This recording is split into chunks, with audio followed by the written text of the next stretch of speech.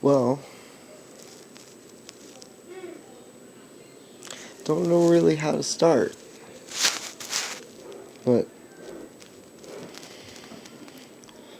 as you can see, there's something on my mind, and it's not a very easy thing. It's not easy to express. I know that. Some people may see this and have their own judgments and issues with it, but that is up to them.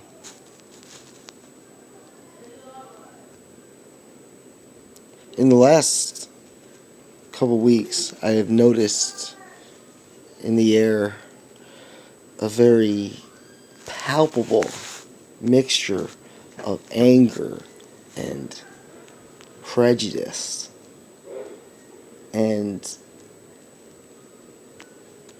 the wanting to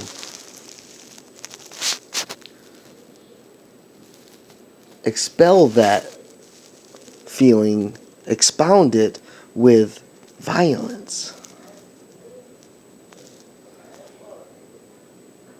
and to expel it on people that have done nothing wrong. I don't understand. I guess you can say I'm not cooperating. Or you could say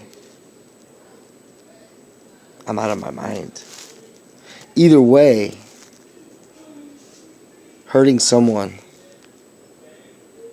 goes against our very nature, against our very makeup. Hurting people goes against our humanity. Hurting people in defense of one's own self to stand up for what's right goes along with what the Bible says and calls righteous anger. You have a right to be mad, when somebody's abusing their rights to do this or abusing their authority. You have a right. You have a right to think. You have a right to feel. You have a right to be who you are and to want more for your life. If this is the only thing that we can hold on to and keep amongst ourselves, it makes us individuals. And as the Bible says, it says we must be a peculiar person, of a peculiar people. And that means to me, we need to stand out. We're individuals. Our individuality makes us unique. And that's special. Now, not everybody reacts the same way. Not everybody is kind. Not everybody is, reasonable. Not everybody does what you're supposed to do. That's why we need to be governed. We need authority. We need to respect authority. We need to have things in place that help that authority, that back them up, that installs some sense of confidence about their job, that they feel good about helping somebody. If not, then it's all a crapshoot because everybody is out for themselves then. And it just goes to show you. Because if all these tensions are arising for no reason, then why are we all asking the same question? Why are we all scratching our heads and thinking that, I'm the one doing something wrong. When, I just, was driving down the O'Galley Causeway, just, smiling at the world, singing, and, having a good time. I wasn't bothering anybody. And because I wore a really weird hat and, decided to, go through a subway parking lot, I got followed all the way to a street where I then went into the turning lane. And, I was still singing, I was singing the song Bailando by Enrique Iglesias. And, I was having a good time. And the thing is that the officer pulled behind me. And, he was taking his time. He didn't turn his lights on. He was just behind me. And there was nobody in the turning lane next to me to turn left. And I would have thought, he would have pulled there if he wasn't going to pull me over.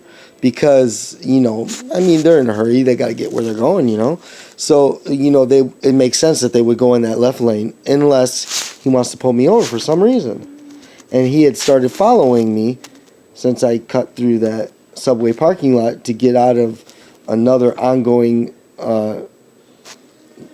car's way.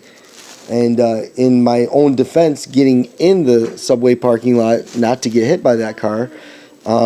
So I got to get out of the parking lot somehow.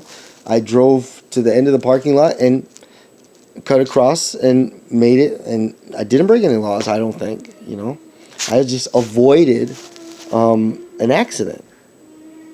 So he followed me because I guess I look strange. You be the judge, I look normal, I guess.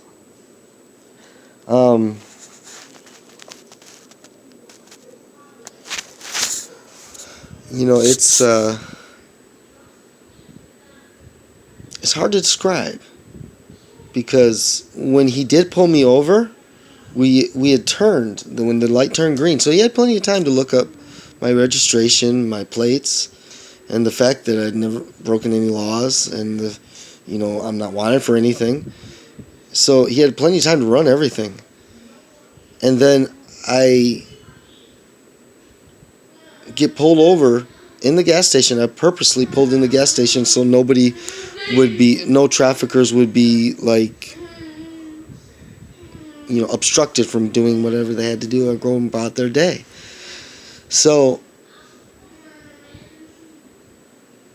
this officer comes to the door, and with a very sharp look in his eye, he looks at me and frustratingly says to me, "Do you not wear your seatbelt?" With his eyes growing. He said this, and I said, yeah, sure. Doesn't everybody? And he says, "Why aren't you wearing it now?" And I said, well, I guess it slipped my mind. I didn't come in the car with a predisposed plan to not wear my seatbelt. It just slipped my mind. Okay, other than the fact that I look strange, why did you pull me over? And he said, well, you do have a cracked taillight. And I said, oh, okay, but it's working though. And he said, yeah, it's working. I go, so why does it bother you? It has tape over it. I put it over there. So, it could still work. But since they don't sell that reflector anymore, I have to go to a very rare pick and pull place to actually get that thing. Because it's a 95 Honda. You can't get that anywhere. There's no dealer that will send it to you. Anyways, so that's neither here nor there, because he went to his car and he didn't know how to receive me. Because he wanted to hate me for some reason. But he couldn't find it in his heart to hate me. Because he actually started to like me. He started to find excuses not to give me a ticket. He went back to his car and it took literally 22 minutes. And I'm just sitting there. I smoked 3 cigarettes. And I played my music softly, and I was singing confidently. And, he brought the ticket over, said I should sign it. I signed it. I was very compliant. But the tension in the air, you could cut it with a knife. I was not comfortable. And the look in his eye did not say that he trusted me or he liked me at all.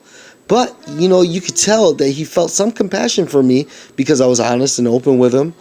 And he started to like me, I thought. So, what are you going to do? I mean, it started out, I was having a friendly day. Just driving, doing about my own thing. And tried to avoid an accident.